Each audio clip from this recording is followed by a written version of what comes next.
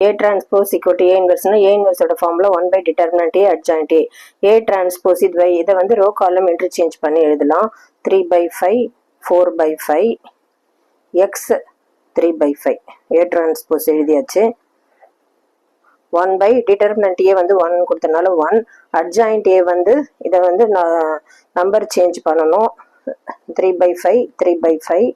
இது வந்து sign change பண்ணணும். -4 by 5 -6. ஸோ adjoint A வந்து இந்த நம்பர் சேஞ்ச் பண்ணணும். இது ஆல்ரெடி 3 by 5 3 by 5 இருக்கிறனால அதே தான் வரும். இது சைன் சேஞ்ச் பண்ணணும். -4 by 5. இப்போ எக்ஸ் இருக்கிற இடத்துல வந்து -4 by 5 இருக்கு. இப்போ